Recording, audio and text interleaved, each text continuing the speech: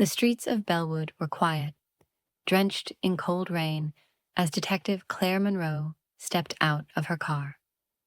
Flashing police lights lit the dark alley where a crime scene had just been discovered.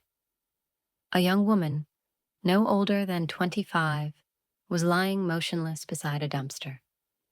Her eyes were open, mouth slightly parted, as if her final words never came out. Officer Daniels approached, holding a clipboard. Victim's name is Emily Carter, age 24, local waitress, no signs of robbery, wallet and phone still on her. Claire knelt beside the body. The girl's dress was soaked in rain, but there was no visible blood, only a thin red mark across her neck. Strangulation. Where's the security footage? Claire asked. Camera on the corner, Daniels said, pointing. But get this, it's been tampered with. Wires were cut cleanly. Professional job. Claire stood and looked down the alley. This wasn't random. This was planned. The next morning, Claire visited Emily's apartment. It was small and neat, filled with books, candles, and photos of her with friends. A calico cat meowed at her feet. Claire noticed a torn envelope on the table. Inside was a letter with shaky handwriting. If anything happens to me, it wasn't an accident. I know what I saw that night behind Miller's Club. I saw who really killed him. I can't stay silent anymore. Claire's heart skipped. A hidden clue. A second murder? She dug deeper and found a photo tucked in a novel. It was blurry, taken from a distance, but it showed a man in a suit holding something shiny, maybe a gun. A car's license plate was barely visible behind him. BLX 2012. Miller's Club was an exclusive members-only bar in downtown Bellwood. Rich businessmen, politicians, and celebrities gathered there. People with secrets. Claire showed the photo to the club owner, Vincent Lang, a bald man in a white blazer and gold watch. Do you recognize this place? She asked, pointing to the photo. Lang laughed nervously. Detective, this could be any alley, and that man could be anyone. Claire wasn't convinced. Does BLX 2012 ring a bell? Lang's eyes twitched, just for a second. No idea. Now, if you'll excuse me, I have guests waiting. Claire left, but not before checking the club's guest list from that night. One name stood out.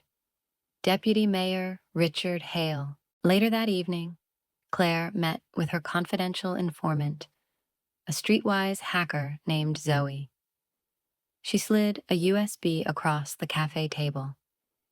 Security footage from the traffic camera across the street from Miller's Club, Zoe whispered. It caught part of the alley. Not perfect, but watch closely. Claire plugged the USB into her laptop. The video played in grainy black and white.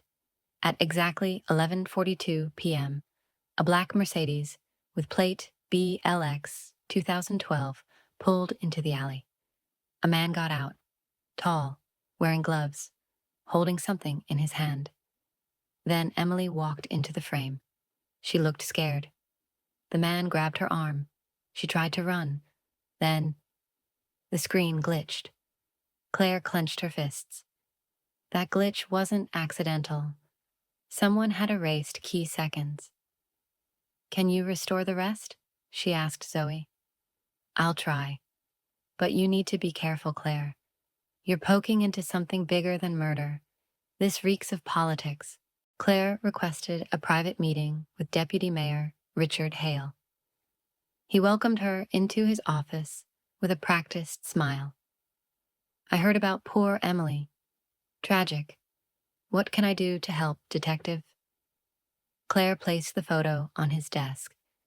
You were at Miller's Club the night Emily was murdered. And possibly the night someone else was killed too. He picked up the photo, face tightening. This means nothing. It means everything, Claire snapped, especially since the car registered to your name has the plate BLX 2012. He leaned forward, voice icy. Detective Monroe, if you accuse a city official without solid evidence, your badge won't protect you. Claire stood up. I'm not accusing. Yet. That night, Zoe sent Claire an enhanced frame from the corrupted footage. It showed the man's face clearly, Deputy Mayor Hale, his hand gripping Emily's throat. His eyes were cold, calculating. Claire called Daniels. I need a warrant and a full tactical team. We're bringing Hale in. But Daniels hesitated. Claire, orders from above. The mayor's office is shutting this down. They said the case is closed. Suicide. Claire's blood boiled. She was strangled. I know, but politics, I don't care. Ignoring orders, Claire drove straight to Hale's private estate. Rain hammered her windshield. Her heart pounded. She climbed over the locked gate, her gun drawn. Inside, she found Hale in his study, burning papers in the fireplace. You're not supposed to be here, he said calmly. You killed her, and the man before her. Who was he? Hale smirked. A journalist. Thought he could blackmail me. Emily saw it all. I paid her to stay quiet, but she got brave. Too brave. He reached for his drawer. Claire fired first. The gun fell from his hand as he collapsed, groaning. She walked over, cuffed him, and read his rights. 2 weeks later, Hale was behind bars.